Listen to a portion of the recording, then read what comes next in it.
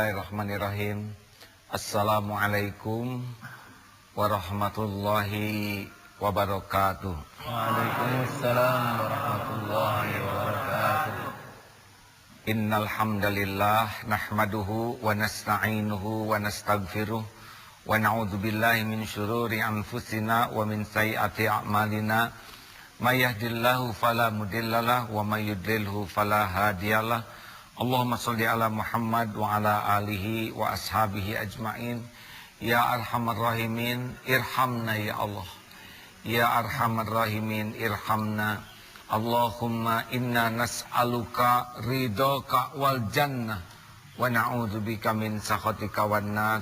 Rabbana atina min ladunka rahmah wa hayyi' lana min amrina rasyada. Amin ya Allah ya rabbal alamin. Hadirin, Islam adalah agama kasih sayang. Sehingga orang yang tidak memiliki kasih sayang sebetulnya tidak ada tempat dalam Islam. Siapapun yang mengaku beragama Islam haruslah melekat pada dirinya sifat kasih dan sayang. Mengapa? Karena Islam itu memang agama kasih sayang. Allah Subhanahu wa Ta'ala di dalam Al-Quran dari 114 surat, 113 diantaranya mengawali setiap surat dengan Bismillahirrahmanirrahim, dengan menyebut nama Allah yang maha pengasih lagi maha penyayang. Padahal nama Allah sangat banyak, setidaknya Asmaul Husna, 99 nama yang dikenal, dan Allah pasti melampaui semua itu. Ada Allah yang maha perkasa, ada Allah yang maha kaya, ada Allah yang maha adil, ada Allah yang maha pengampun, tetapi selalu mengawali dengan kasih sayang. Ini bisa diartikan bahwa sesungguhnya inilah yang sangat Allah tegaskan agar dimiliki oleh hamba-hambanya, kasih sayang. Siapapun yang mengenal Al-Quran harus mengenal kasih sayang di hatinya, sebagaimana Allah Subhanahu wa Ta'ala menjadikan namanya pengasih dan penyayang mendahului setiap surat dalam Al-Quran. Lalu Nabi Muhammad SAW juga adalah disebut Nabiur Rahmah, Nabi yang penuh kasih sayang. Wa ma arsalnaka illa rahmatan lil alamin. Diutusnya Nabi membawa rahmat kasih sayang, bukan hanya untuk umat Islam, tapi untuk semesta alam. Dan agama Islam disebut Dinur Rahmah, agama kasih sayang. Yang nanti kita buktikan bahwa ajaran Islam itu adalah ajaran yang sangat mendahulukan kasih sayang dan menjadikan kasih sayang menjadi fondasi daripada kemuliaan agama ini. Allah pencipta langit bumi sudah menebarkan kasih sayang dalam Al-Quran yang kalamnya, menciptakan Nabi Muhammad sebagai nabinya, nabi penuh kasih sayang, dan menciptakan agama Islam sebagai din rahmah, din agama penuh kasih sayang. Mari kita lihat bagaimana sebelum Nabi Muhammad datang ke tanah Arab. Tanah Arab waktu itu dikenal sebagai kawasan jahiliyah, di mana ketidakadilan merajalela, kebohongan. Bayangkan anak perempuan tanpa salah dikubur hidup-hidup. Itu satu ciri tidak ada kasih sayang terhadap makhluk lemah, tidak berdaya, tidak cocok dengan keinginan dikubur. Itu kasih sayang tuh yang tidak ada. Kemudian banyak melegalkan budak belian, hamba sahaya. Hamba sahaya itu dianggap properti. Properti itu adalah seperti barang miliknya, seperti sendal, diinjak ini terserah saya, dirobek terserah saya. Sehingga budak belian, hamba sahaya itu dicambuk, disiksa, diperlakukan semena-mena tanpa kasih sayang. Begitu pula perilaku kaum wanita, dulu dinikahi bisa lebih, bisa 10, bisa semaunya saja, diperlakukan tidak adil. Datanglah Islam. Apa yang terjadi? Laki-laki dan perempuan derajatnya oleh Allah diangkat. Yang membedakan adalah ketakwaannya. Sehingga tidak ada lagi penguburan anak wanita karena sama dalam Islam. Laki dan perempuan, yang membedakan hanya ketakwaan. Lalu pembebasan perbudakan. Sampai Bilal saja yang asalnya budak menjadi orang pertama yang mengumandangkan adzan. Islam mengajak kesetaraan. Lalu dengan adanya Islam, kita bisa lihat Aus Khazraj yang perang terus-menerus menjadi damai. Islam membawa kedamaian. Lalu kita lihat lagi bagaimana Islam menghadirkan kasih sayang ini tidak hanya untuk manusia, bahkan sampai kepada binatang sekalipun. Pernah mendengar kisah ini deh? Kisah ibu-ibu yang ahli ibadah mengurung seekor kucing. Tidak diberi makan dan tidak diberi jalan untuk makan. Lalu menurut Rasulullah bagaimana wanita ini? Hiya finnar. Ini wanita di neraka. Artinya ibadah dalam Islam tidak diukur hanya dengan gerakan lahiriahnya saja. Tapi yang paling penting, orang bisa ibadah, bisa tumbuh kasih sayang di hatinya. Bisa dipahami ini? Nah, makanya amat sangat aneh ya. Kenapa ibu itu dimasukkan, tidak diterima ibadahnya? Karena dia tidak punya kasih sayang di hati terhadap binatang kucing yang lapar. Islam sangat-sangat, bahkan ada wanita yang berzina, nauzubillah, wanita yang khilaf, tapi dia menolong seekor anjing kehausan. Dan Allah yang maha melihat, maha tahu isi hatinya, menghargai wanita ini yang menolong anjing kehausan dan diberikan ampunan. Artinya kasih sayang itu luar biasa. Surat Ali Imran ayat 159. Kita simak. A'udzu billahi minasy syaithanir rajim. Bismillahirrahmanirrahim.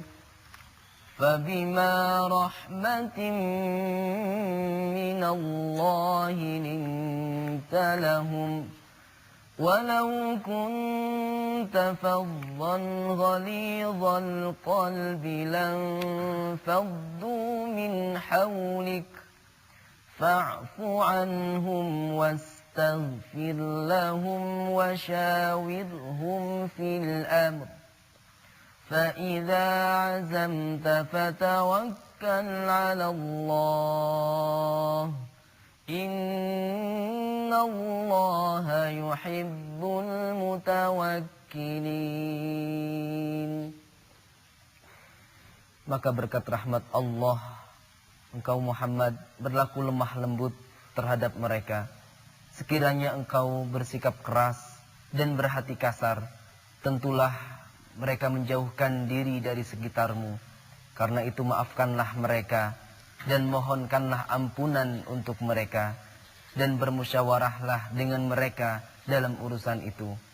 Kemudian apabila engkau telah membulatkan tekad, maka bertawakallah kepada Allah.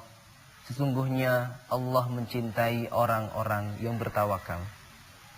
Nah, jelas ya bahwa Rasulullah SAW itu adalah seorang yang pribadinya lembut, hatinya halus, dan itulah yang menyebabkan orang-orang di sekitarnya merasa nyaman.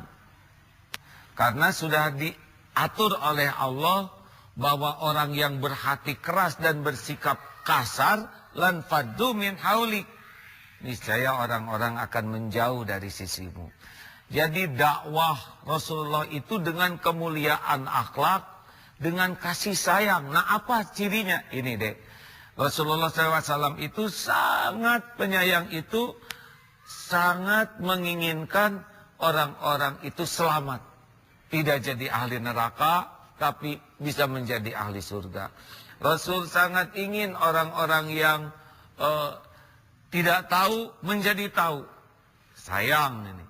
Yang lemah bisa menjadi kuat, yang malas jadi semangat, yang tergelincir bisa tobat. Makanya orang yang punya kasih sayang tuh orang yang selalu ingin orang tuh bisa baik, bisa bahagia, bisa selamat, bisa mulia. Nah, inilah sebetulnya Islam. Jadi agak menyedihkan ya, bukan agak, sangat menyedihkan kalau ada identik Islam itu dengan kekerasan, dengan kekasaran. Padahal kalau kita lihat sejarah Rasulullah itu penuh dengan kelembutan hati. Benar ada peperangan, tapi peperangan itu bukan untuk menaklukkan hati sebetulnya, itu untuk mencegah kemungkaran lebih besar. Kalau menyerang kita perlu bela diri, kalau orang mengingkari kita tegakkan keadilan. Tapi menyentuh hati tidak bisa dengan kekerasan dan kekasaran. Benar? Makanya tolong. Ada dalam Islam juga hukuman. Tapi hukuman ini adalah untuk mendidik. Orang yang dikisos sekalipun, ini adalah sebagai kafarah atas dosanya. Jadi bukan untuk menghakimi dan menzolimi, tetapi untuk orang ini sadar dan bisa berubah menjadi lebih baik. Jadi kadang-kadang hukuman itu malah menjadi lebih baik dibanding lolos, karena hukuman itu yang membuat orang jadi sadar.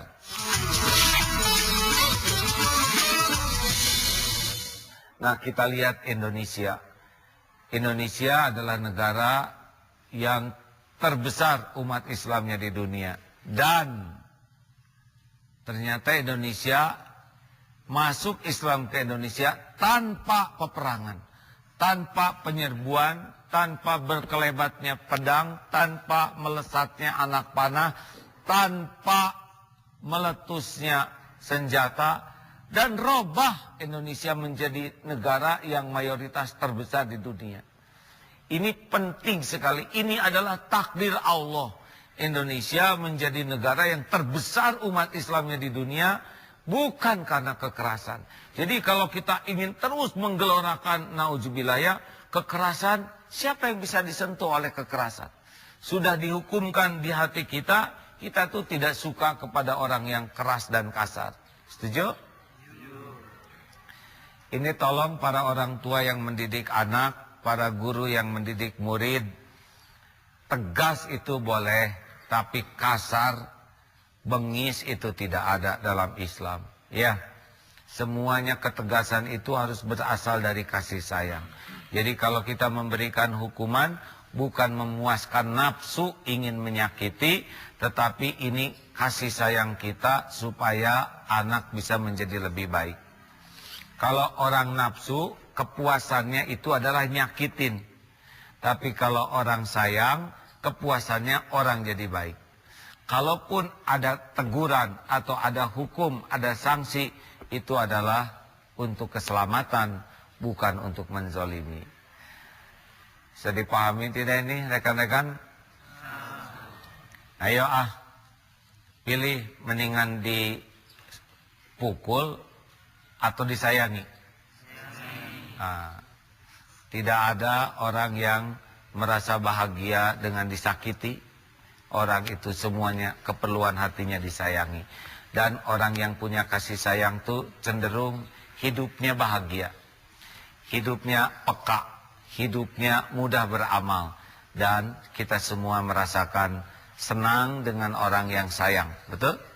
Kita senang disayangi orang tua pun senang disayangi anaknya, murid senang disayangi gurunya, guru pun senang disayangi muridnya, rakyat senang disayangi para pimpinannya, Pimpinan pun senang kalau disayangi rakyatnya.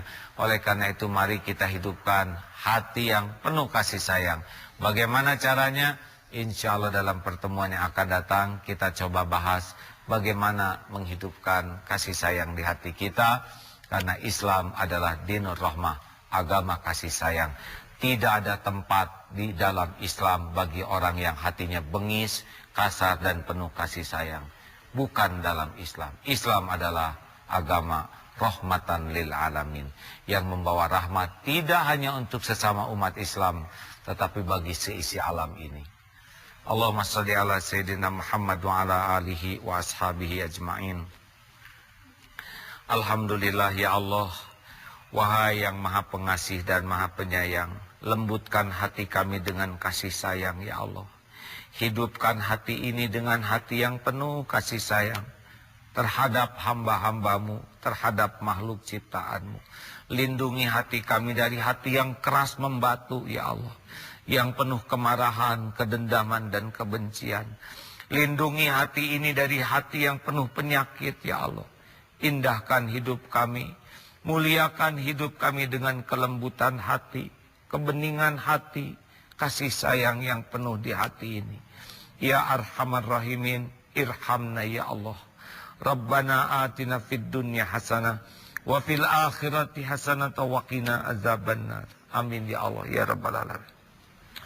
Rasulullah SAW bersabda, irhamu man fil ard yarhamkum man fis sama. Sayangi yang di bumi, niscaya akan menyayangi yang ada di langit. Artinya hati yang senang menyayangi makhluk Allah, itulah yang bisa menjadi sebab kita menjadi hamba yang disayangi Allah. Dan jikalau Allah sudah sayang kepada kita, semua urusan kita beres. Karena dialah yang menguasai segala urusan yang terbaik. Tidak ada yang membahayakan kita selain hati yang keras membatu, tidak punya kasih sayang.